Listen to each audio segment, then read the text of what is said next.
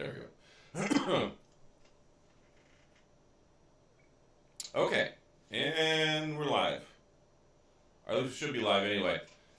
There's like a little bit of a delay between what I see and what y'all are seeing. So, welcome, one and all, to the fabulous 11th of October. Today, a day that shall go down in phone infamy. I have the Pixel 8 Pro, which is exciting. And I also have this little guy, the Pixel Watch 2. So that's cool too. So we're going to talk about some of that stuff in this video. Tyler Zito, I've been waiting for your video all day. Hey, I am really excited to hear that. Thank you so much.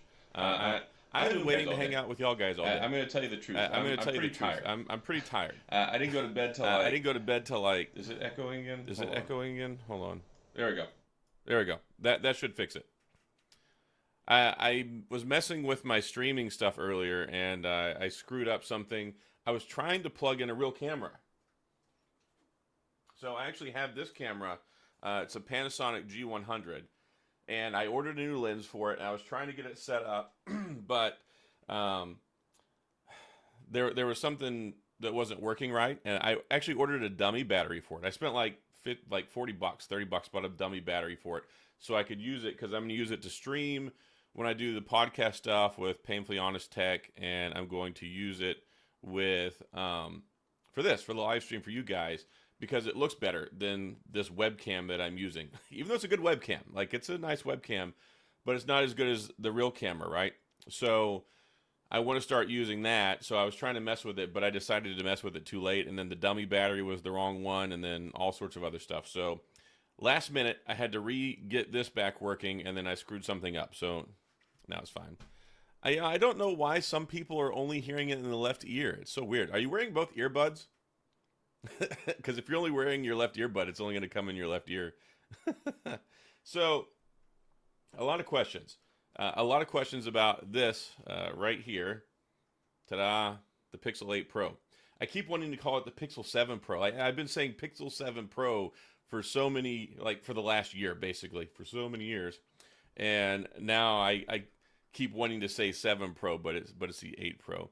Yeah, there's a lot of us here, Katina. A lot of us.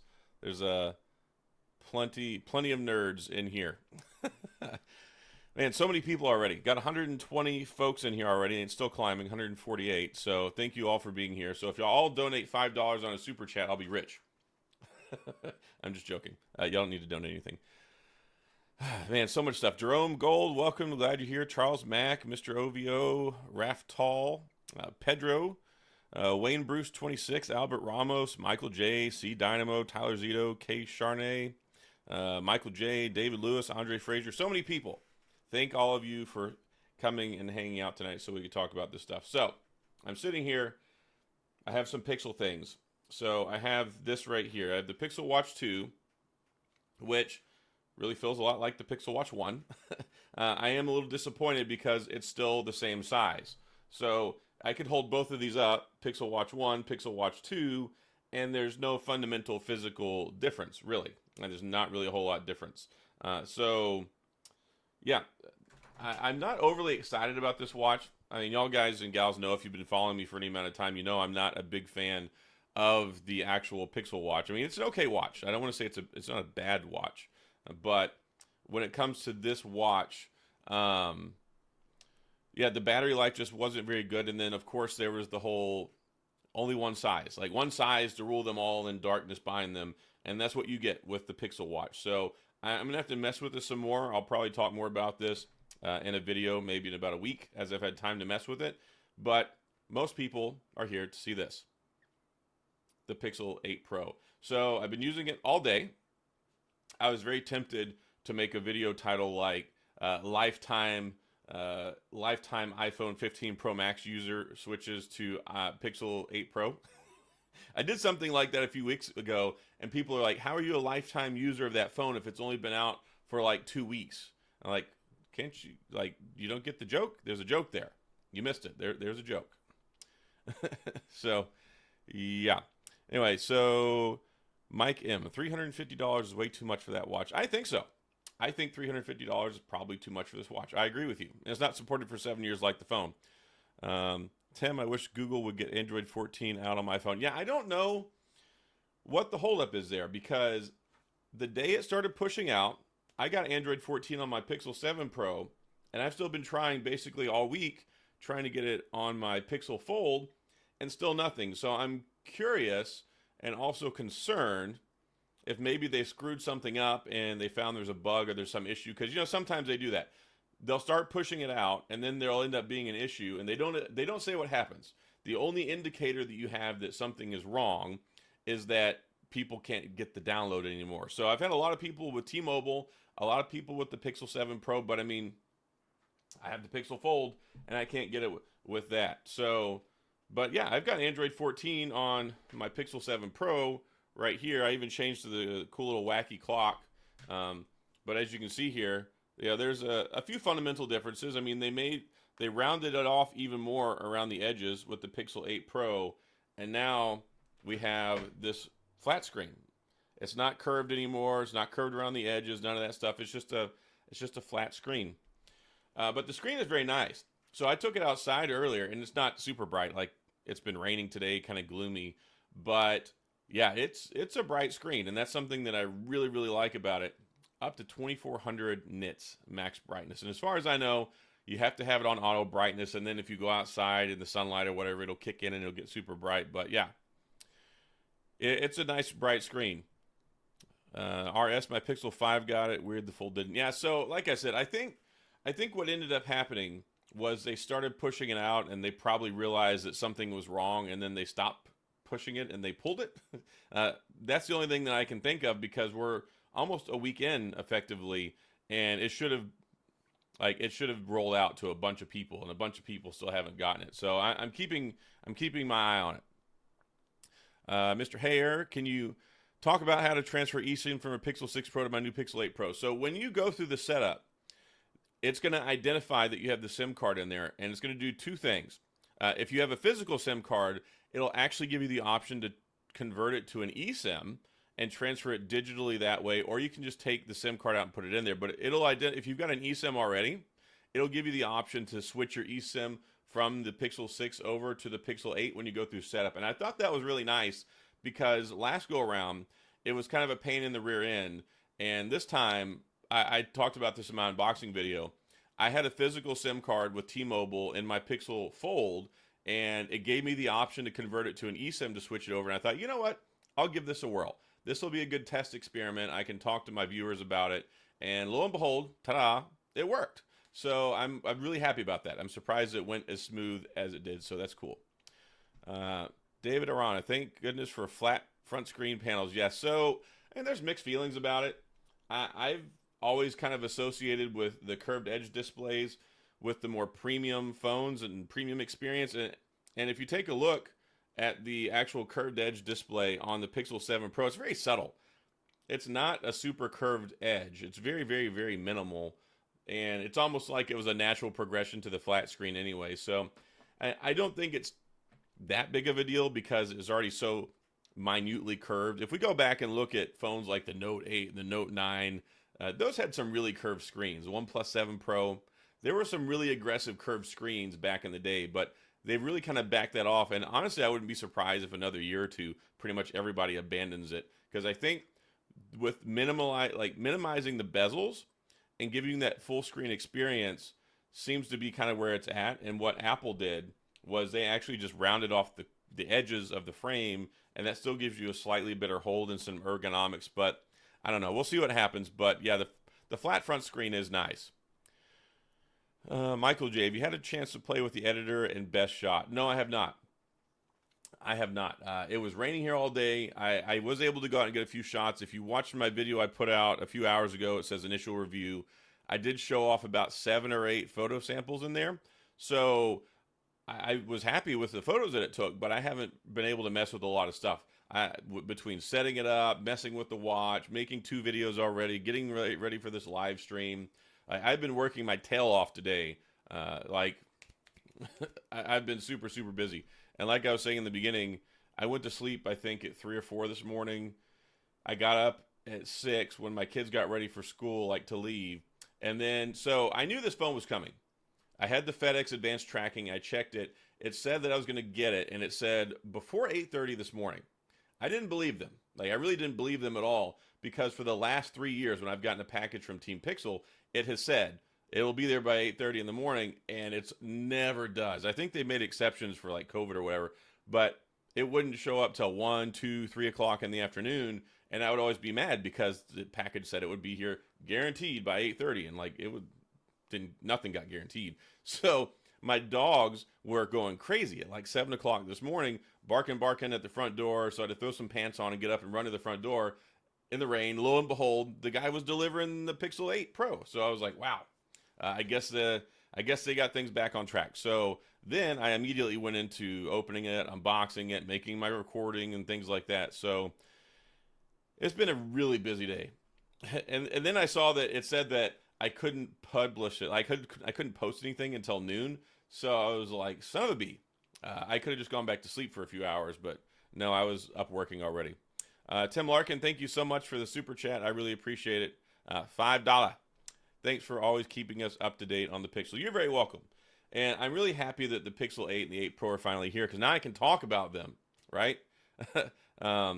I can finally talk about them. They're not a concept anymore. It's not an abstract. It's not a intangible thing that I've seen in a video and don't have my hands on it yet. So, yeah, I've been enjoying it. So I got a case. I've had a couple people ask me about case recommendations. So here's my case recommendation. If you want to get one, get a Spigen or a Caseology case. Now, they've got all sorts of them on Amazon, and they're pretty cheap. And with the Amazon Prime Day or whatever that's going on the last couple of days, they've had some discounts. I think this is my favorite to use with the Pixels. This one is the Liquid Air. It's the Spigen Liquid Air. It's about a $15 case, and it's got some nice texturing on the back, but it's also very minimalistic. So I'll show you. I'll put it on the phone real quick, and it hugs it real nicely, and it just, I think that it looks good. I think that it's kind of a smart case, and it works out well. So yeah, the Liquid Air, I always forget the names because they've got several different ones. If y'all want, I'll post an affiliate link in the description if anybody cares about it. But yeah, that's the case that I'm using. Mark's Tech, my man, my honey boo boo. Thanks for letting me take your yacht for the week. It was so fun. Hey, you're welcome, Mark. Thanks for bringing it back full of gas with the linens washed and dried. Catherine Becerro, experiencing overheating? No, I have not yet. Tyler Zito, I think you're one of the better YouTubers. I will keep watching your videos to come. By the way, I am subscribed. Well, thank you. I'm glad you're subscribed, and I'm glad that you appreciate the content. I appreciate you watching. Kasim, how is the speed? Is it as fast as the iPhone 15 Pro Max? So yeah, it's quick. It's got a 3 gigahertz processor in it, right? I mean, so we know they made some changes with the chip in here. It's no longer the whole dual primary core thing. It's got a single primary core now, but it has a 9-core chip in it. So I actually am going to make a dedicated video talking about that, because I think it's important for people to understand this, and it frustrates me to no end whenever everybody's like, "Oh, I'm not getting it. I don't." It sucks. It's got an Exynos chip. It is not an Exynos chip. It is made by Samsung. Samsung makes the Exynos chip for themselves, and based off of Google's design requirements, they manufacture this based off of the same base process. But it is not an Exynos chip in any stretch of the imagination. But they do use some Samsung components. Like, it does have the Exynos 5300 series modem in it, which I believe was the same one they had for the Pixel 7. But they did make some tweaks to it. Now it's connected with the 4-nanometer processor and all that stuff. So there are improvements to it, but it's not a completely, totally new modem. So I'm curious to see how it works out. Dino Bianchini. What about the mouse cases? So they're just more expensive. There's a lot of cases you can get. When I recommend these cases, they're the ones that I buy. I'm not paying more than $20 for a case, unless it's a really nice leather case. I'm not spending more than $20 on a case, because they're so similar, right? I don't care that much. But Spigen makes some good ones, and Caseology makes some good ones, and those like the Caseology Parallax, the Liquid Air, there's a Spigen Armor case. There's a lot of different ones that they make that I think are very good, and you can get them for like $20 all day long or less. And I was surprised that there was no Spigen glass screen protector for it yet, so I ended up buying a Caseology one. I thought it was going to be here today, but it's not going to be here till tomorrow. So I'm being very careful with it right now, making sure I don't scratch up the screen. Jerome Gold, what about Subcase Unicorn Beetle Pro? So they make good cases too. They're a little more bulky than I would like. I actually used to review those years and years ago when I did like case reviews for phones and stuff, and it's a good case. Unicorn Beetle makes good stuff. Caseborn, those guys, they make good stuff. There's a lot of different brands. There's so many cases. Just find one that you like that's at a price point that you're happy with. Buy it from Amazon, because that way, if you buy it from Amazon, you don't like it, you basically got 30 days to send the sucker back. You don't want to buy something off of eBay or Wish.com and be like, dang it, I got screwed. I'm stuck with this piece of crap case. Joys of the San Joaquin Valley. That is one heck of a username, bro. California is finally experiencing a cool down, and I love it. Goodbye to triple digits. I'm so happy. One, I'm happy for you. Two, I'm happy for me, because it was like 70 degrees and rainy here today, and it was glorious. So I'm very happy about that.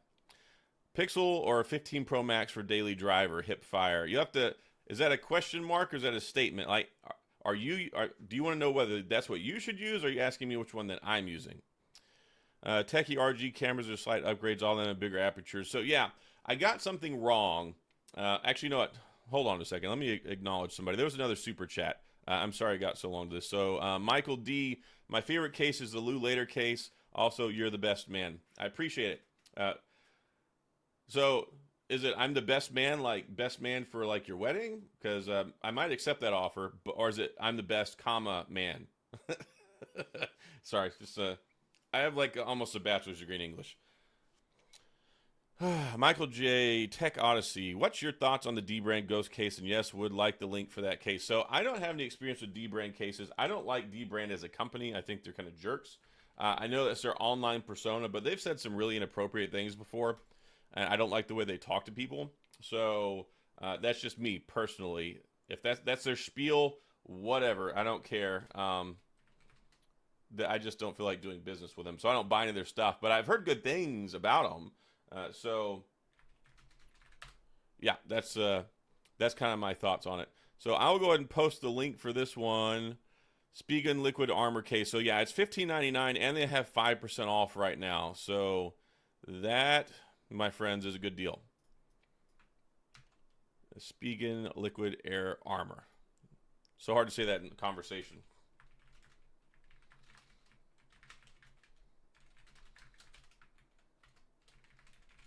There we go. Also, I'm going to post one other thing. It was important for me to do two things today. It was very important for me to go ahead and, one, get the videos out today. So one, I wanted to get the initial review out so people could get my thoughts on it, because today is the last day to pre-order.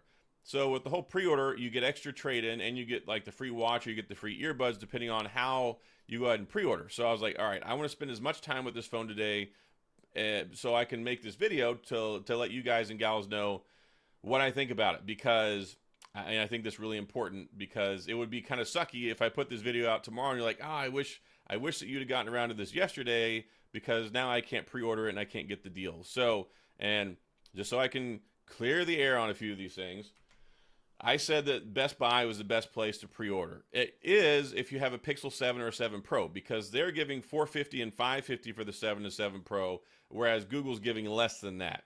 So if you have a Pixel 7 or a 7 Pro and you want to upgrade or you want to update, trade it in, go to Best Buy. If it's an older Pixel phone, check out Google. And somebody was telling me it was either Best Buy or Google gave them like, I don't know, it was like $450 or something for an iPhone XS Max. It really seems like Google and Best Buy both are giving pretty good trade-in value for iPhones. Like, they really want people to come on over. So, yeah. So, blanket statement, Best Buy is not the best place for all phones to trade in, but it is the best for the Pixel 7 and the 7 Pro.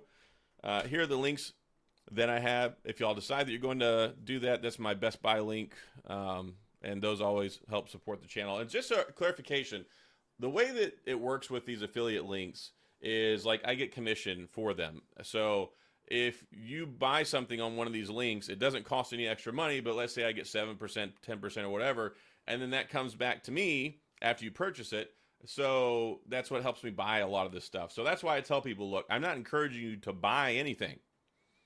Buy what you want. But if you do happen to buy any of this stuff and you use my links, it helps out. And if I ever post those ones that say, I posted one for like a Jabra hearing aid. I posted one yesterday for an LG TV.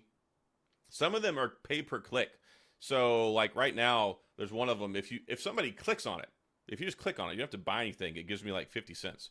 So I'll post those from time to time when I'm like, hey, if you want to support the channel and you don't even care about this item, if you click on it, it's still, I get like 50 cents or like $1 just from somebody clicking on them. So anyway, that's just, if you ever see me post those things, I'm not encouraging anybody to buy anything on it. I'm not trying to make any deals here, not trying to convince anybody, just letting y'all know it helps support the channel so I can buy these things, because I just bought the Pixel 8. I just recently bought the iPhone 15 Pro Max. I bought the Z Fold 5. I bought the Z Flip 5. I bought, like, these things get really expensive. I bought the Pixel Fold twice. So there's a lot of things. Dino, let me see. Screen protectors. So normally I recommend the Spigen Easy Fit, but I didn't see that they had that available yet. So there's two that I recommend. Let me see. Pixel 8.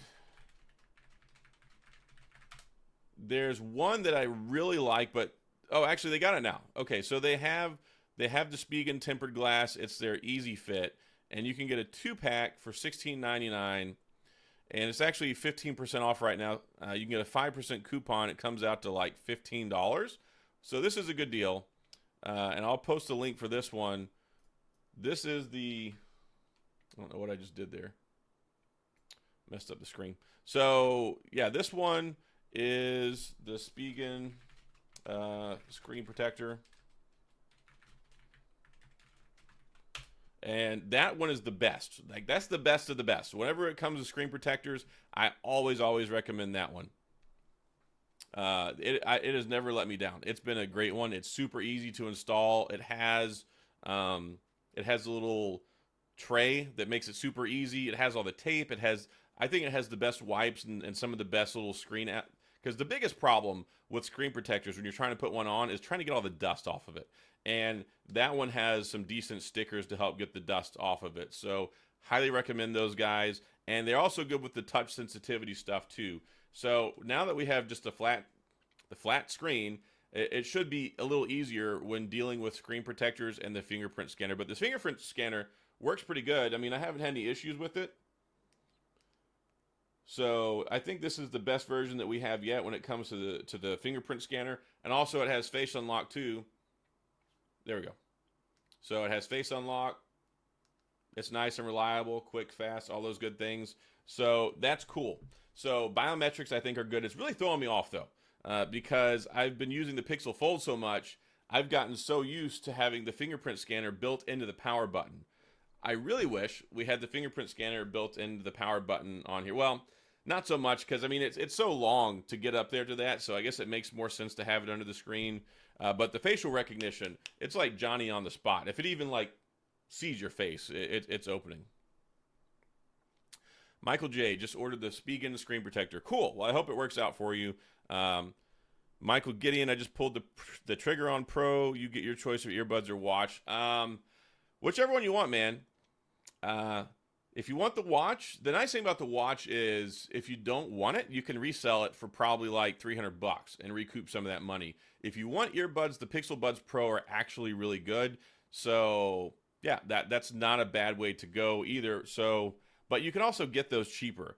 They say they're $199 value, but let me look. Let me see what Pixel Buds Pro actually costs, right? And actually there are some other earbuds that I could recommend for less than $200 that I think are better. So Best Buy right now, Pixel Buds Pro, $139. So that's like, yes, they were at $199 when they came out, but they're over like a year old now. So Amazon Pixel Buds Pro, $119. So what I would recommend, get the watch for free, sell the watch for $300, spend $119 and buy the Pixel Buds Pro on Amazon, and then pocket the other $180. That's what I would recommend doing. David Arana, can't wait for the Pixel Fold 2. I can't either. I think it's going to be good. And my experience with the Tensor 3 so far has been okay. I've only been using it for like a day, right? So I can't give you a whole lot of feedback on it. Who knows? Maybe in a day or two, it'll get warm, or there's just so much that haven't been able to test yet. So watch. And the thing that frustrates me with trying to give you that information is, I'm like, look, I could say go watch MKBHD, or I could say go watch Dave 2D. A lot of these people don't really talk about the heating aspect. We watched all those iPhone videos. Nobody was really talking about the heat. It seems like some of the problematic issues take trickling down to smaller or more mid-sized channels that don't get the phones for free. Before you start hearing, oh yeah, it gets hot, or oh yeah, my phone is just magically turning off in the middle of the night, or oh yeah, I'm having issues with this. It seems like there's too much of a positive slant sometimes. So I could say go watch the MKBHD video. Maybe he talks about heat on his issues. I don't know, but it just seems like when I watch a lot of those videos, I don't really get that. So yeah. The Mac Geek, Best Buy's trade-in for iPhone XR is $440. That's insane. If you can get $440 for an iPhone XR, trade that sucker in. I mean, shoot, at that price, go buy an iPhone XR. And just for some giggles right now, we'll look this. So on swappa.com, which is a good place, you can get some used phones. iPhone XR. You can get an iPhone XR for $167 right now. So $167. You can probably get one a little cheaper on eBay. Order one, trade that sucker in, and get $440 trade-in credit for $167. It's like a free $350, right? Or $300. That's crazy. Anyway, just some tricks of the trade when it comes to this stuff. I've done that before. There was a deal before when I got my Tab S8, I think it was, or it was the Tab S7 FE, and it started off at like $449. They were taking basically they would take a Pixel 3 and give you like $400 trade-in credit for it. So I didn't have a Pixel 3. I went to Swappa. I ordered one for $100, and I checked on the trade-in box because I had 2 weeks to trade it into Samsung. So I ordered it, checked the box for the Pixel 3, got my $400 instant trade-in credit, and then just mailed that sucker in when it showed up to my house. Aragon 260, thank you for the super chat. So I got burned by the 6, poor reception, 7 Pro, no reception out of the box when iPhone missed the Google software. That sounds like just bad luck. I mean, the 6, yes, the 6 for some folks did have issues. The 7 Pro, no reception out of the box. That's a hardware failure. That's not a bug. So if you wanted to try it again, I would say I would feel pretty confident in you doing that, especially now with the Pixel 8 series phones. But I'm curious what iPhone you went with. I hate to say this, I really do. So don't crucify me in the chat. Y'all guys know I'm not a big iPhone fan. The iPhone 15 Pro Max, I gotta say, has probably been the best iPhone experience I've probably ever had. It's been a very, very, very good phone. I have not really had any issues with iOS 17. I've been really impressed with the cameras, and the battery life is phenomenal. So I just wanted to say that. Another super chat. Wow, thank you so much. I appreciate all this. Y'all, there's not even a note with it. So thank you, James Wells, for the super chat. You could have left a note. If you didn't know that, you can do that. But thank you so much. Yes, as Patty Anderson says here, smash the like button. And also, I mean, you're probably a subscriber if you're here, but hit the subscribe button too. But if you hit the like button, it helps out. Maybe this is a higher chance of showing up in the search algorithm, and more people will find out about my wonderful videos.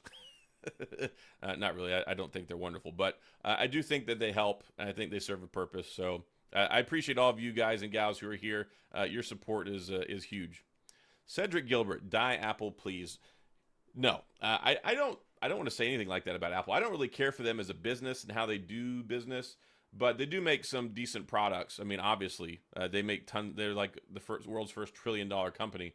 But here's the thing. If you get rid of Apple, somebody else is going to come up in their place, and they'll be the new Apple. Apple replaced BlackBerry. Somebody's going to replace Apple one day. Maybe it's 10 years, maybe it's 20 years, but nothing lasts for forever. Sorry, there's so many comments. John Lackatus, hi all. Hello to you, Mr. Iron Gut. Do it, Travis. Otman Zaire, $4.99. How does the glass on Pixel 8 compare to the iPhone 15 Pro and the feel and weight? So the glass feels fine. You've got the ceramic shield with the iPhone, and then you've got the Victus, I believe it's Victus 2. Let me double check so I'm not telling you the wrong thing, but I do believe it's Victus 2. Yeah, Victus 2. So they both feel good. I mean, they're fine from a glass perspective on the phones, but the Pixel 8 Pro is just slightly lighter, and it feels lighter too. So the Pixel 8 Pro is like 213 grams, and the iPhone 15 Pro Max is like 221 or 220 something grams. So there's not really that much of a tangible difference, but just the way that the phone feels, the Pixel 8 Pro does feel lighter. Like I like the ergonomics, and I like the weight and the balance on the 8 Pro quite a bit. Lucky Chucky, what is the watch good for? Well, it's good for telling time. It's good for checking your steps. It's got the sleep tracking, heart rate monitor, fall detection, all day battery. People have told me that the battery has gotten better as they've come out with more updates and stuff. I haven't used the Pixel Watch in for forever because the Galaxy Watch 5 Pro I think is a better watch, and it lasts me about 3 days, and I prefer it, and I think it's a better watch. But yeah, the Pixel Watch 2 is going to be fine. They did get a new chip in there. It's supposed to be a little bit better, more efficient, and it's just it's a smartwatch. If you don't like watches, then I mean, don't go buy one unless you want one. But that's kind of the thing. They've got it. It's there. I don't think it's a bad watch. It's just not for me. It reminds me a lot of like the earlier Apple Watches. And the Apple Watch for me, the big killer was the battery life. So I would buy them. I would test them out. I would wear them periodically. But really, I was not even an Apple Watch wearer because the battery life wouldn't last an entire day. It would last till the end of the day, but then you'd have to take it off to charge it. And then if you tried to use it for sleep tracking, it would be dead the next day by lunchtime. So once they came out with the Apple Watch Ultra and the Galaxy Watch 5 Pro, and I got 2-3 days of battery life out of these phones, then out of these watches, then it's like, okay, I can do this. I need 2 to 3 days of battery life. Stress management on the Pixel Watch 2 as well. Yes, they have that. What's my favorite smartwatch, Katina? So it's hard to say favorite because you've got both platforms, but like I was just saying, I think the Galaxy Watch 5 Pro, it is my favorite for Android, and I think the Apple Watch Ultra is my favorite for Apple. Let me see. Have the Pixel 7 Pro, works great. Don't see the need to change. Foxhound 1956. Yeah. If you're happy with your phone, you don't need to upgrade. And that's what I try to tell people on videos. The Pixel 7 Pro, it's a good phone, and it should last you. It's supported for 3 years, right? 3 years operating system updates, 5 years security patches. It's a viable phone for 5 years. The Pixel 6 also supported 3 years. So we're on to year 2 of that now, so they're going to get one more update. If it's working for you, don't waste the money. I'm not here to try and compel anybody to spend money. And I like to always put that in my videos and all this stuff. I'm not trying to convince anybody to buy anything. I'm just here to help you make an informed decision if you do want something. So, yeah, if the 7 Pro works for you, then go for it. Louis Russo, is the 8 Pro a lot brighter than the 7 Pro? It is. So, actually, I shot a short today, but the problem is I can't tell you that unless I need a lot of sunshine outside. So the ambient brightness, the 8 Pro, it does seem a little bit brighter, but the big way you're going to notice it is outside. And it was all gloomy and rainy and overcast today, so I couldn't get a realistic feel for that. So that's going to be one of those things where it's going to be more sunshiny tomorrow or the next day, and then I can test that and more adequately say. But obviously, 2400 nits brightness blows the Pixel 7 Pro out of the water. Another super chat. Pete Evans, the channel been here since your coverage of the Pixel 7. Take the leap for the Pixel 8 Pro or wait for the OnePlus Foldable. Sell those old phones, by the way. I have a lot of phones. I was trying to find a phone on my dresser, and I've got the Pixel Fold in there, the Pixel 7 Pro, the Pixel 6, the Pixel 8 Pro. I've got the iPhone 15 Pro Max.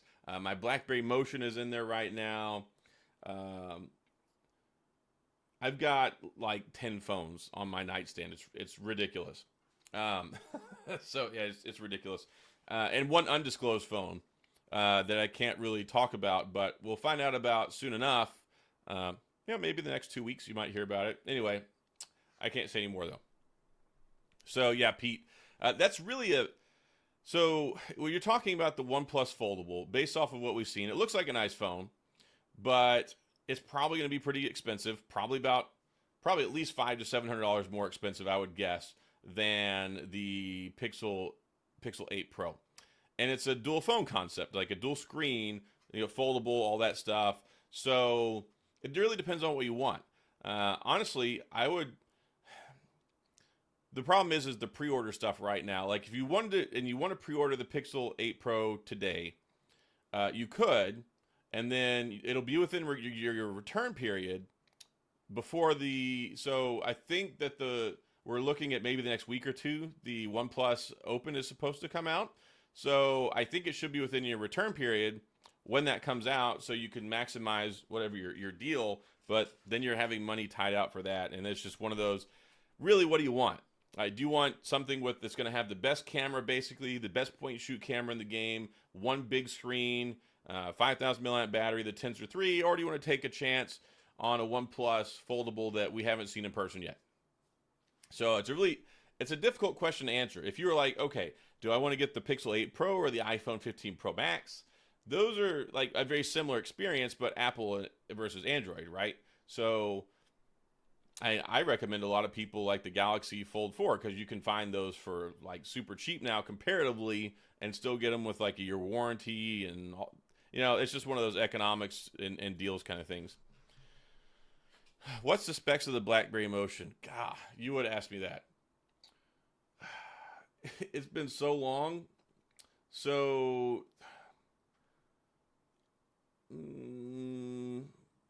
the Key 2 is the 660 Snapdragon. The Key 1 was the 625, and then the Key 2 LE was the 636. So I think it has a Snapdragon 625 in it. I can't remember what size screen. I can't remember a lot about it. I think it had 4 gigs of RAM. I think it was a Snapdragon 625. It had the Dragon Trail glass or Dragon glass, whatever, on it. Still had a headphone jack. It had that weird curved top. I want to say it was like about a 6-inch screen. Let me look. Now you got me curious. It's been so long since I've looked at the specs on this phone. So yeah, 5.5-inch screen and the Snapdragon 625. Ha! I still remembered. Yeah, 4 gigs of RAM, 12 megapixel camera. It was an okay phone when it came out, but nobody really wanted a touchscreen BlackBerry. There was just so many other phones you could get that had a lot of better things going for it. So it was one of those things where, like, yeah, it's an okay phone, but it's not like the best phone. Got $1,000 for my 12 Pro. That is a great deal. I miss BlackBerry. Wish we had the Key 3. I do too. I really do. Chad, what will happen to the Best Buy trade-in if you return? Will they credit you for the promo amount back if you return, or like just $300? So I believe what happens is, because they can't give you the phone back, obviously. And I've done this once before, and they gave me store credit. So if you trade in and you buy this phone for like $1,000, they give you $500 trade-in credit for your phone. You send your phone in, you return the phone, and I believe what happens is they just give you store credit. Like, they don't give you cash. They give you store credit on a Best Buy gift card that you can use in the store. You see, John at Jacob. I have both phones. The S23 Ultra is better build and faster phone, but I enjoy my Pixel 8 Pro a lot. So whenever it comes to build quality, I think some folks think that the S23 Ultra is a better build quality because it is heavier. It's about 25 grams heavier, I think. So when you have a heavier phone, it's kind of like the way the iPhones have been for so long. Like, heavy is usually associated more with premium, having that more dense feel. It can lend itself to feeling more premium, because traditionally when you had like the light phones, they were hollow on the inside. They felt kind of cheap. So they just have a different feel to them. I would say the S23 Ultra, it feels heavier. It feels a little more dense. It feels a little bit more flat and kind of sleek to it. I do think it does feel a little bit more premium, though. I'm not saying the Pixel 8 Pro doesn't feel premium. I think it does. There's just this certain feel that the Samsung phone has to it that when you pick it up, it really does have that, okay, this is a super flagship quality phone. But the Pixel 8 Pro feels very nice. In fact, I think it's the best feeling phone that they've ever made. I really like the way, I love this soft texture that it has on the back. It just feels so smooth. It feels really smooth. It's got a nice feel in the hand. And I think that it's a good phone. I think a lot of people, because it's Google and because it is a less expensive phone, a lot of people kind of downplay it. But it does feel like a premium flagship phone. There's nothing wrong with the way this phone feels. It's nice, it's balanced, and I know a lot of people complain about the camera bar on the back, but I actually like it. It reminds me of RoboCop, which is one of my favorite movies when I was a kid. But with this camera bar on the back, if you place it down on a flat surface and you're like touching and typing on the screen, it doesn't wobble. If you have the iPhone, it wobbles. If you have the S23 Ultra, it wobbles because it only has the camera module off to the corner. So it actually is a functional design, the way that they do that. So there we go. Let me see here.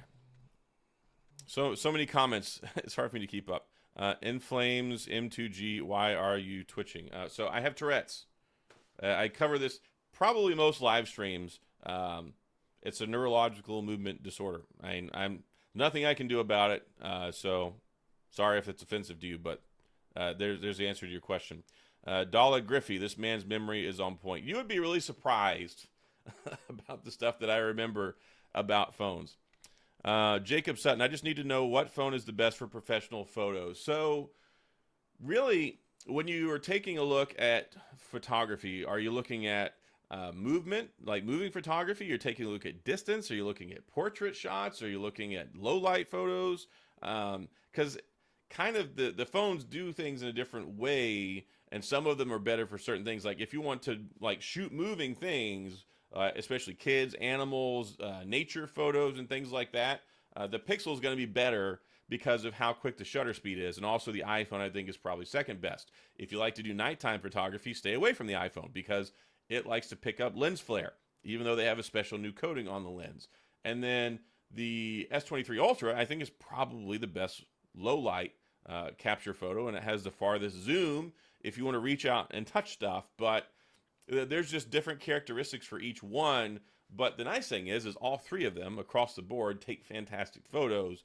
So you can do that. You can, of course, export in RAW. You've got the Pro controls on the Pixel 8 Pro now. The S23 Ultra has Pro controls if you want to take control and you want to adjust things like the white balance and all the other different stuff too. So there's just lots of different options that you have. $10 super chat. Thank you so much, AJ.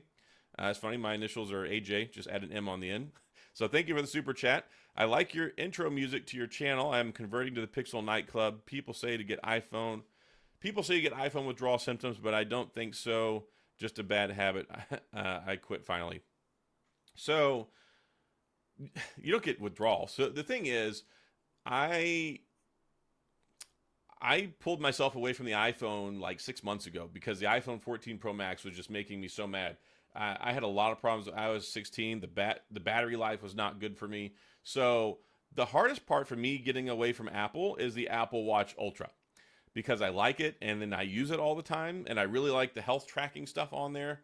So yeah, I really like the Apple Watch Ultra. So if I'm not wearing a watch, I could care less. I can go from Android to Apple any day of the week. But if you use an iPad, if you use a MacBook, if you use an iPhone, all those things, it makes it AirPods, it makes it difficult. And that's how Apple gets you. Like they've got so many different hooks in you. It makes it so hard to get away. But if you want to try something new, try something new. The other stuff's always going to be there. Like you can always go back. So it's one of those things where if you don't like it, go back. One Bridge 11 inappropriate. I missed what was inappropriate. Sorry. At the same time. Oh, shoot. Okay, sorry about that. I apparently had a glitch in my internet and it disconnected me for a second. Okay, reconnected. So yeah, I've always carried like all these phones even before I was reviewing them. So that's why I was like, look, I'm carrying all these phones anyway. I might as well review them, right? So it's just one of those things.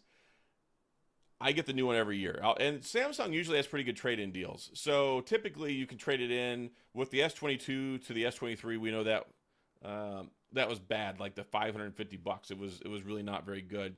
So A lot of times Samsung, though, they have really good trade-in deals. So they usually make it pretty easy to upgrade year over year, but there's really not a lot of reason to upgrade year over year over year.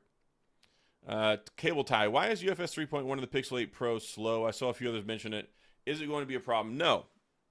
So when you move to UFS 4, and that's basically the storage, just the memory that's on there, whenever you get the faster one, it reads and writes a lot faster.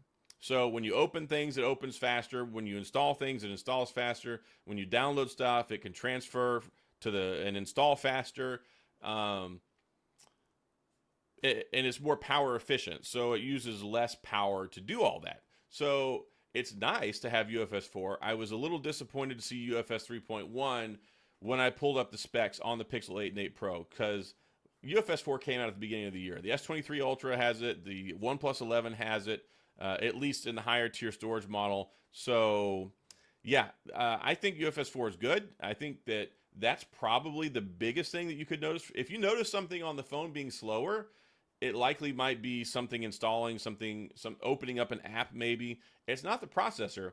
What you may be feeling is just that difference in the transfer speeds between like the read and the write times and the openings and things like that. So UFS 4 is better. But UFS 3.1 is not problematic. It's totally fine. 99% of creation won't notice a difference. And it's funny to me because when you see a video and somebody talks about UFS 4 versus UFS 3.1, and they're like, "Oh my gosh, this is so terrible. This is disappointing." But then they won't go into detail. So consumers care about that, but they don't care about 120 hertz versus 60 hertz, right? It's just interesting to me, the arguments that you see in certain reviewers, and everyone has their own quirks, right? I have things that I harp on. Other people have things that they harp on.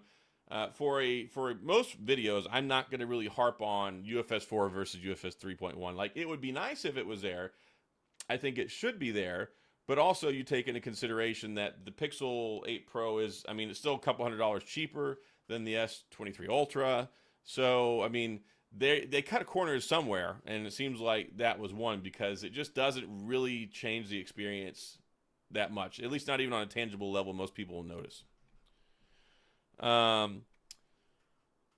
Yeah, so like we have Ace03 here saying they increased the price, but it's still cheaper than the iPhone 15 Pro Max. So iPhone 15 Pro Max, you're looking at $1199.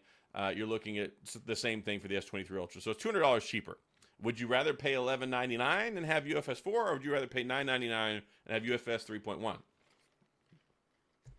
I'm more frustrated that it has 128 gigabytes of storage.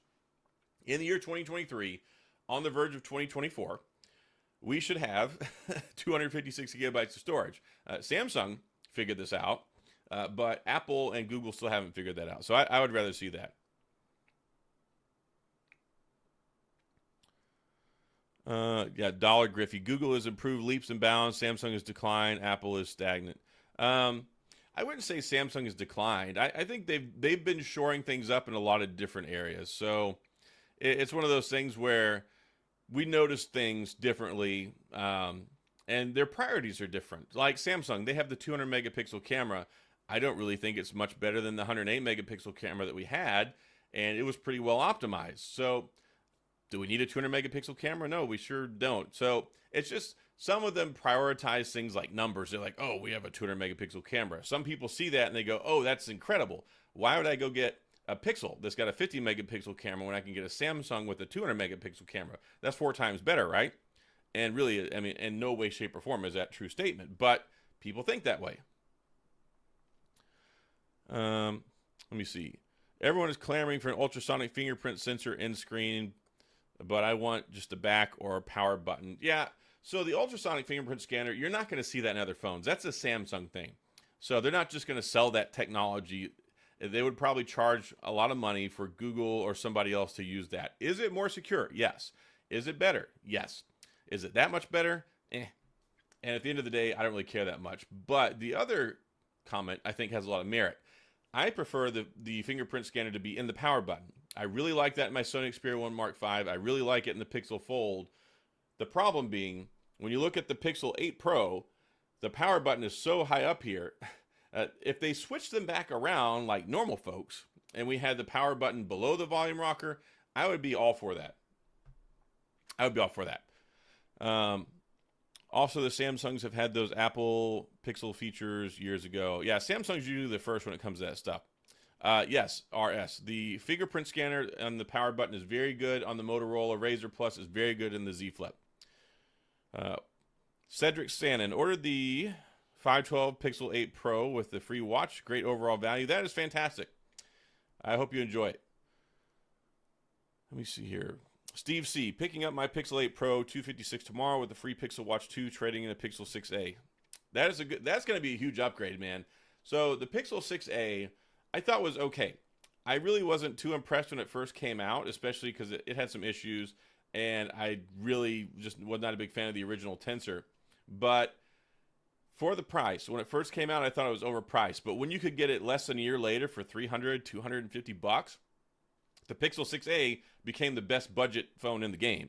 So it's very price perspective. And it's funny because when you get down to those prices and you're talking about $400, $450, $350, there can be a tremendous difference in a $300 and a $400 phone. Like there really can be. And then when you see it drop from $400 to $300 or $250, then that gets to the high recommend, great value category. So hopefully it worked well for you.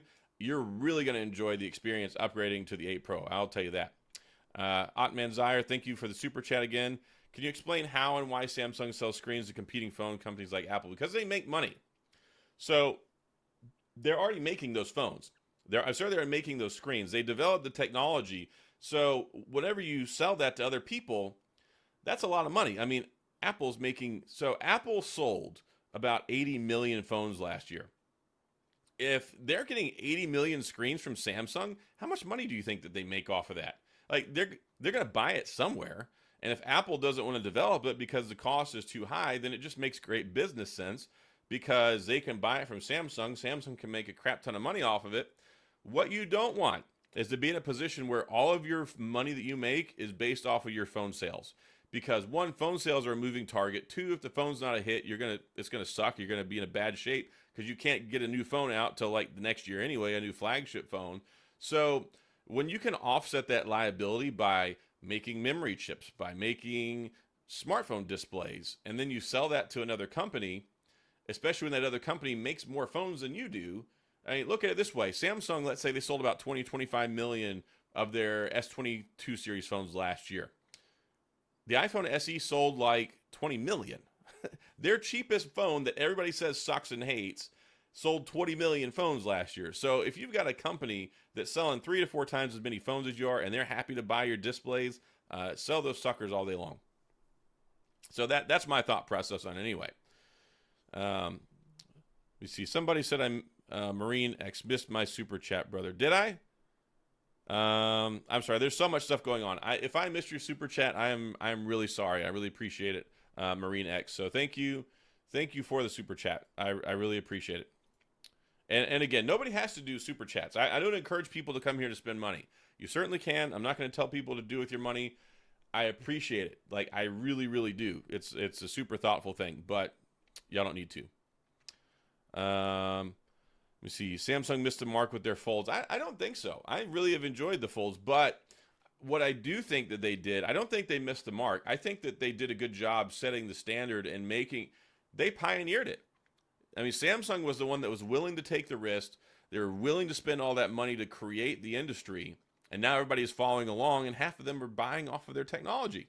So I think they did a good job, but I think what they did do is they got complacent and they got happy with just not innovate. They got to like this Fold 3, and then they're like, okay, nobody else is doing this, so we're not going to innovate as much anymore, and we're just going to keep charging the same prices. That's what I get mad about. But what keeps that from happening is competition. So we have the Pixel Fold now. We have the OnePlus Open coming out in the next couple of weeks. So what we get with that domestically means that Samsung's going to have to get more competitive because there's more players in the market who are going to take up some of that market share and keep them on their toes. So I think Samsung did a great job, but then I think that they got lazy after that, and they were just happy taking our money. The Pixel 8 Pro is $1,300. The S23 is $1,400 here in Canada. Definitely a harder decision now. Yes, it is. And the best thing, either take advantage of the pre-order credit. The other thing you can do, Pixel is notorious they are notorious for having a price drop and sales around the holidays. So when we get around to Black Friday and the Thanksgiving, Cyber Monday, stuff like that, I can almost guarantee you there's probably going to be a $100 price drop, or they're going to have some sort of other incentive for the phones. And they've proven that time and time again. So if you want to wait, if you're not confident in buying one of them right now, if you wait till like a month from now, a month and a half, whenever we get to the Black Friday and the holiday sales, you'll probably find that both of them will be very competitive. I think they'll probably be a little bit cheaper. Probably the S23 Ultra will be even more cheap because they're going to want to move those, because once we get to January, into January, beginning of February, the S24 is going to be here. So then you're really going to, they're going to try and maximize the sales during the holiday season. Dave's Aquarium thoughts. Only thing that sold me on the Pixel 8 Pro was $300 for my wife's old Pixel 6a and the watch. Yeah, the Pixel 6a, $300. I mean, you might not even pay that much for it, but to think about having that phone for over a year and then basically getting what you paid for it is a really good deal. I'll keep my S20 Plus for another year. Yeah, Jeff, go ahead. If the S20 Plus is working good for you, go right ahead. I'm actually semi-excited about the S24 Plus because from what I hear, the rumors on the street are it's finally going to bump up to a Quad HD Plus screen, and they're going to quit selling us a garbage 1080 Plus screen for a $1,000 phone. So I'm excited about that. Black Friday traded in Pixel 7 for an 8 for $100. Yeah, so there might be some good deals once the holiday sales get here.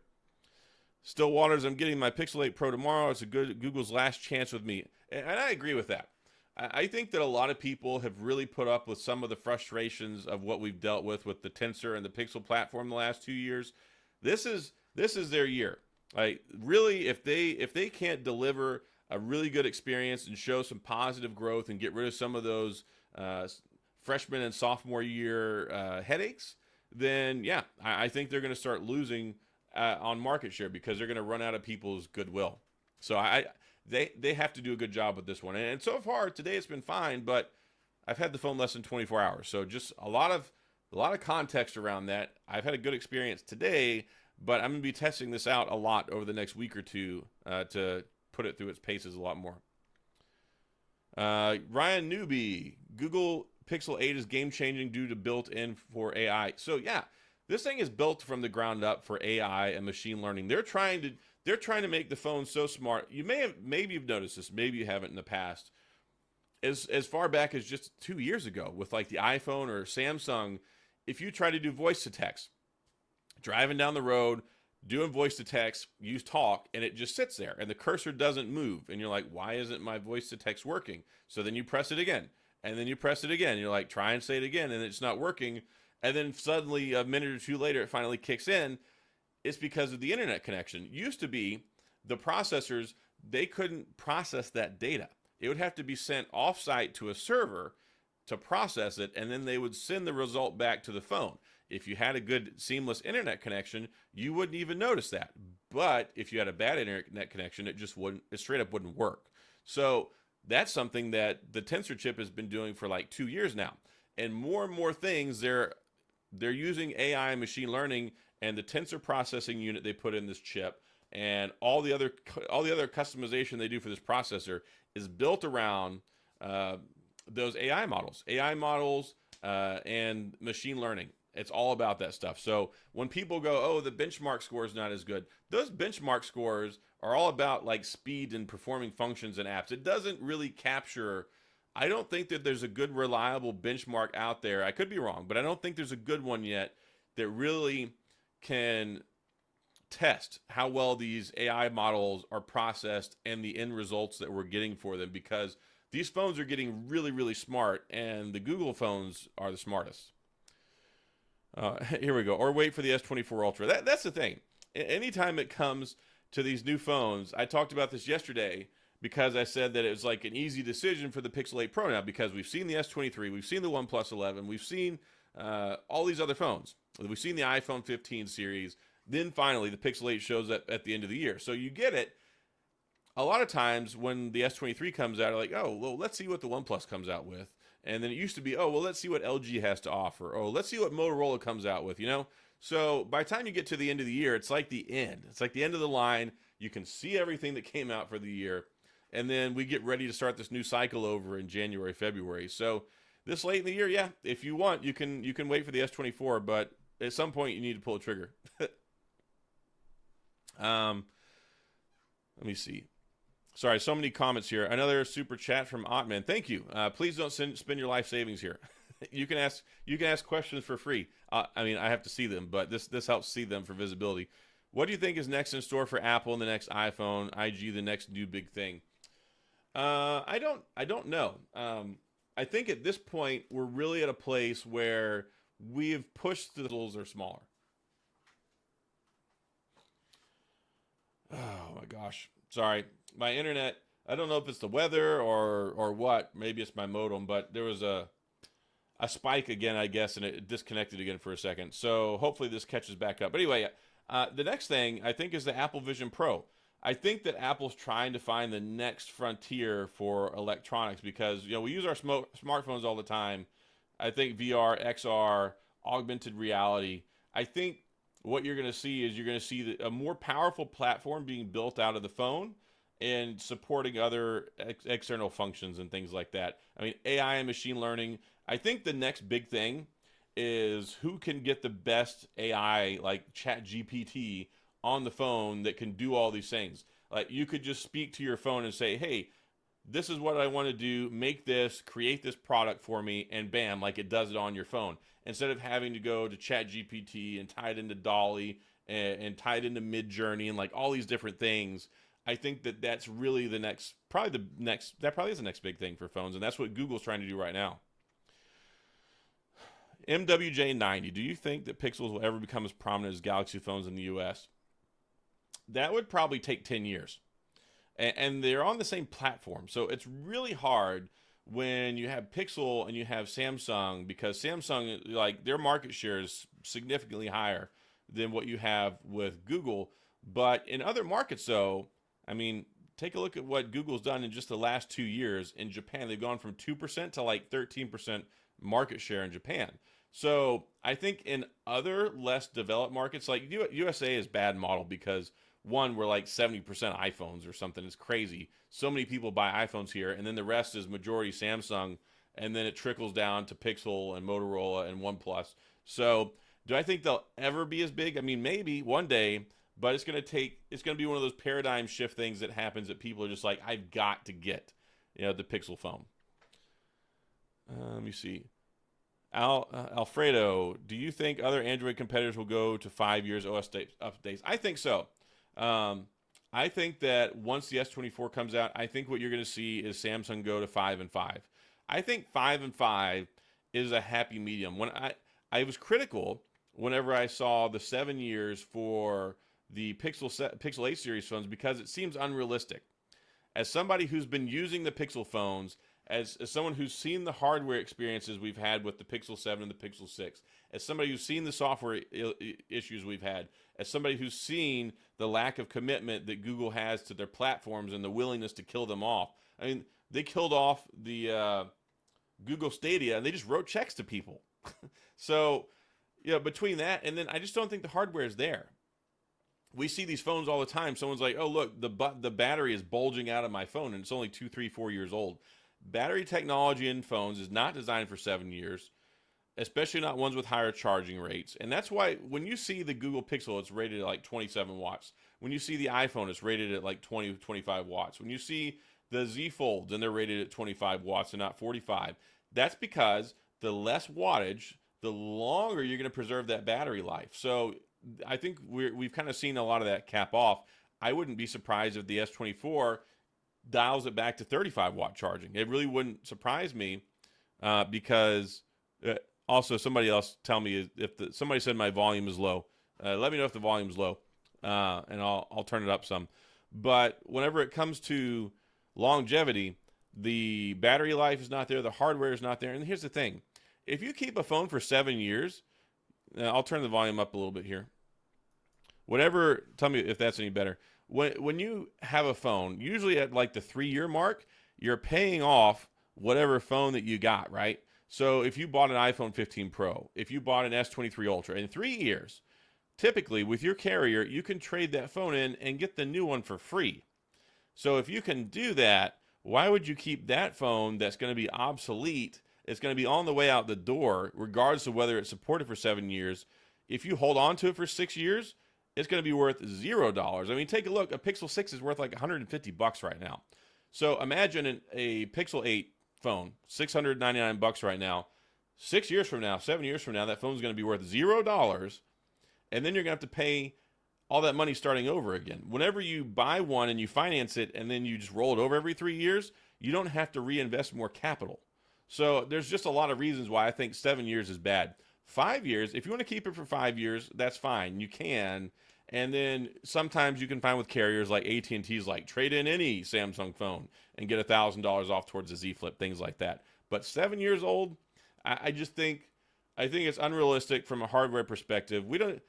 We haven't even had 5G for 7 years. I mean, we were still using 2G and 3G with Verizon 3 or 4 years ago. So I think there's too many things in the industry, too much uncertainty with Google, too many lack of commitments they've not followed through on, and then the hardware I just don't think is there, and then practicality. 7 years is too long. 5 years, if they did 5 years of operating system and 5 years of security patches, I think that's a sweet spot where it's just long enough where you're like, okay, you're not like side-eye slanting at it, but at the same time, some people do hang on to their phones that long, and I think that can be meaningful. EvoBed562, how's your ROG Ally experience? I love it. I love that thing. I haven't touched my Steam Deck but like twice since I got it. And the only thing is the battery is a big limiting factor. So if I play Dead by Daylight a lot on there, and yeah, if you play it on high, like if you turn the graphic settings up, performance settings to high, you could play for almost an hour and it's dead. If you play lower quality settings and on less demanding games, you can go 2 or 3 hours. So it's basically like you're just tethered to a power cable wherever you're at, but that's really not that big of a deal. My Google Pixel 3 does absolutely everything I need to and I want from a phone, except for it's not secure anymore. So, I mean, yeah, if you have a Pixel 8 and you hold on to it for 6 or 7 years, then yeah, it'll still be secured from security vulnerabilities at that point. But I would say go try a new phone. The experience will probably surprise you. I couldn't use a Pixel 3 at this point in my life. Mario, what about the ban on iPhones coming to China? I don't know. I have no clue. I don't follow that stuff at all, and I don't think it's going to make or break the company. EvoBed, has my SD card reader fried? No, it's not. I've got a 512 or a 1 terabyte in there. I haven't had any problems with it. I've heard some people report that their SD card got fried with it, but I have not experienced that personally.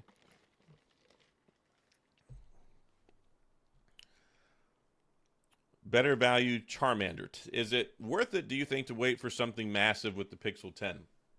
I mean, there could be something massive next year. I don't know. You never know, and it depends on what phone you have. If you have the Pixel 7, hang on until the Pixel 10. That's fine. Use it for 3 years. If you got a Pixel 5 or a Pixel 4, I mean, right now would probably be a pretty good time to upgrade.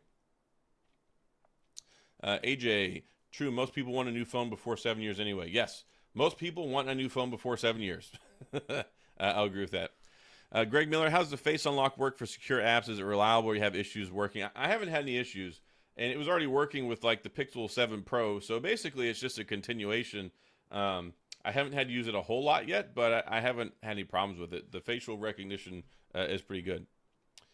EvoBed, yours fried after 2 months of ownership. I'm sorry, man. That's horrible. I'm sorry you had that issue. How long have we been going on here?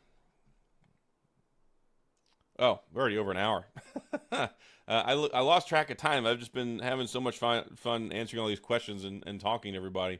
I'm probably not going to be on here too much longer, so if y'all have any like super important questions that y'all want to ask, then fire away down on the bottom, and we can try and go over that. But otherwise, I'll probably wrap this up in about 10 or 15 minutes. Silent Runner, the 7 years felt like a dig at Apple, both for updates as well as Apple's environmental claims. So yeah, I think Apple, even though they support theirs 5 or 6 years, using an iPhone that's 5 or 6 years old still feels like a pretty good experience. Using a Samsung or a OnePlus phone that's 5 years old, to me, not such as great of an experience. But a lot of things have changed in the last 5 years. So I said this before, that the S23 Ultra I felt was the first Samsung phone that could actually go 4 or 5 years and still be a meaningful and enjoyable experience. So we're getting to the point where technology moving forward is getting better and better for longer and longer. Like if you look at 5 years ago, would I want to use that phone for 5 years? Absolutely not. If you get to a phone nowadays and you say, okay, this phone is good for 4 or 5 years, that's a lot different story. So we'll see how the Pixel 8 Pro is. Maybe it's just such a good phone. After 2 or 3 years, people are like, wow, this is so good. But I have a feeling most of the people that watch my videos are still going to be like, yeah, I traded it in next year. I mean, that's how I am. It doesn't matter if it's good for... The phone could be supported for 10 years. I'm still trading that sucker in next year, but that's just me. Let me see. Pixel 7 currently... what are you saying there? I only ask about the Pixel 10 because Apple and Samsung seem to have pretty big upgrades with the 10th generation phones. Yeah, I don't think there's really a parallel that you can draw from that there. The stuff is based off of the phones kind of at the time and the upgrades, the technology. We were at a lot more exciting and innovative, I would say, feature set wise when it came to phones. Things were changing a lot more back then than they are right now. If you look at the phones the last 2 or 3 years, not a whole lot of excitement, especially year over year.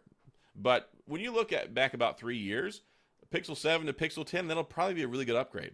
Just like looking at the iPhone 12 to the iPhone 15, that's a pretty meaningful upgrade. A lot of things. So when you look at it from a 3-year development cycle, yeah, it looks a lot better, like from one to the other than it does with, from year over year upgrades. Really are for enthusiasts, tech addicts like me, or rarely is there any new feature that's just so substantial that you just really are compelled to get something the next year. CJ, please do more of these live chats. So this is the third one.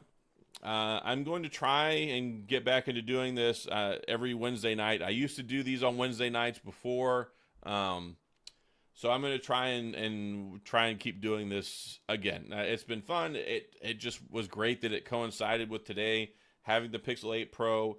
Hopefully you'll watch the unboxing video, or you watch my initial review, or you learned something here. And that's the thing. I like to talk about this stuff.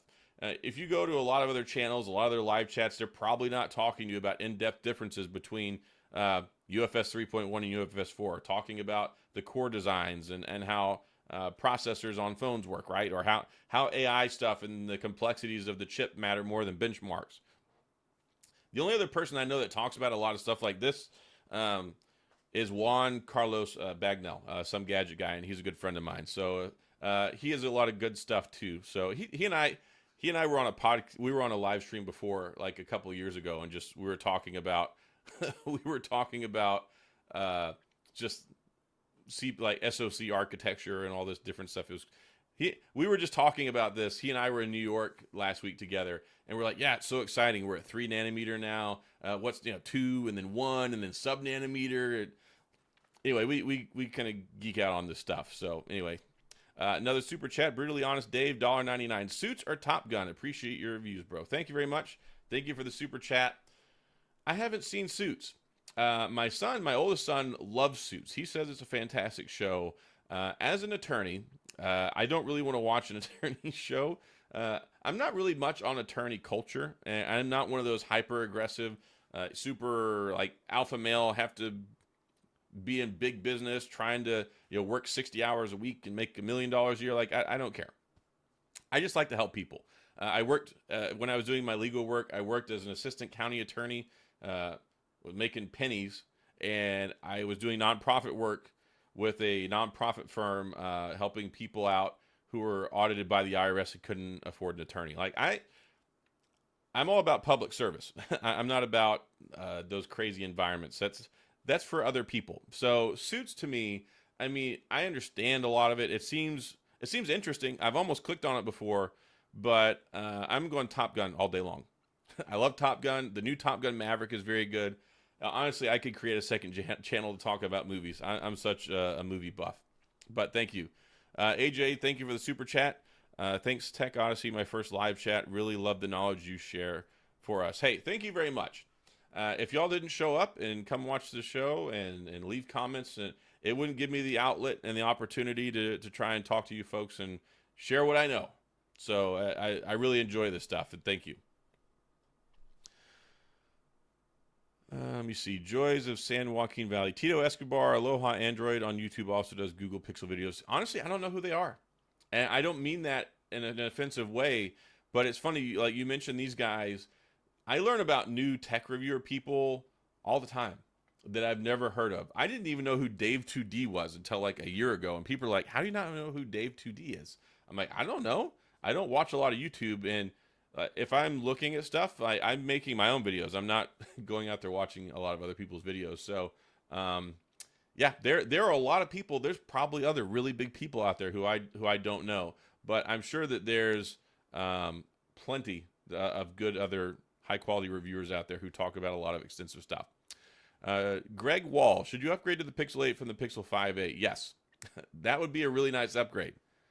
If you can afford it and you've got an opportunity, go for it. If money is an issue, your 5a will work and it'll be supported for the rest of the year, so don't worry about it. How's the macro shots of the Pixel 8 Pro? I think they're good.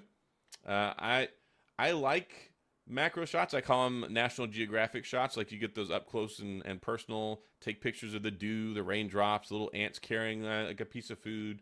It's pretty good. You just need a lot of light. Anytime you're going to do macro photography, you need a lot of light. As long as you have a lot of light, you can take some really impressive shots. If it's low light, don't even waste your time. It's going to come out like crap. Grounded Suburbia, are you impressed with the video upgrade on the Pixel 8? I haven't really tested it out that much, so I'll be doing that over the next couple of days. So when it comes around to like my real review of the phone, or maybe we can discuss this next week's live stream, I'll have some more experience with it. But as of right now, I've heard good things and I've seen some samples, but I myself haven't really messed with it much yet. Better value Charmander. I had the 5A last year and had to upgrade to the 7. Hey, the 5A to a 7 is also, it's a great upgrade. Or even if like you don't want to get the 8, if you got the 5A, the 8A will be out this summer, and I'm sure it's probably going to be, it'll be nice too. All right, so we are at about an hour and 18 minutes. So I'm going to get ready to wrap this up. But thanks a lot, everybody, for showing up tonight. It's been great. One more question here. Louise Rosario, what do you like most about the phone so far? I like the haptics. I spend so much time typing on a phone. The haptics on this are like a pure joy to type on, and I think the screen looks beautiful, and I like the color, and it seems really responsive so far. So those are like 4 things, but there are tangible, meaningful things here that I've picked up on from the Pixel 7 Pro that they made it kind of fun so far. Ottoman $5. Again, thank you so much for all these super chats. Do you think the camera on the Sony Mark phone is overrated compared to the iPhone? I don't. From an automated photography perspective, you're going to get a better still shot. Like if you just tap the button, you're going to get a better shot with like, let's say a Pixel or an iPhone 15 Pro versus the Sony Xperia 1 Mark V. The Sony Xperia 1 Mark V, where it comes into play is 1, the continuous zoom cameras that you get. 2, that primary sensor takes some amazing photos, especially it's all about manual controls. If you go and take a look at a Sony Alpha camera and you want to go take pictures with that, if you just hit the auto button, it's going to be okay. But if you actually know what you're doing with a camera and you can control all of the stuff, then you're going to get a better shot. And that's just how it is. And that's one of the reasons why Pixel finally brought in the Pro camera. I've complained about it for years, the Pro camera features. I'm like, look, I appreciate Google, what you can do by me pressing the button, but I want to go hands-on and maybe manipulate this to get the kind of photo that I think should be coming out of this, not exactly the automated one, even though the automated one's very good. So I appreciate that the S23 Ultra has manual mode. I appreciate that the Pixel 8 Pro has their Pro mode. So that's kind of it. I don't think that the Sony is overrated at all. I think it takes very good photos. I think it takes some amazing cinematic 4K video with the Venice filter, all sorts of that other stuff. 4K video out of all the cameras.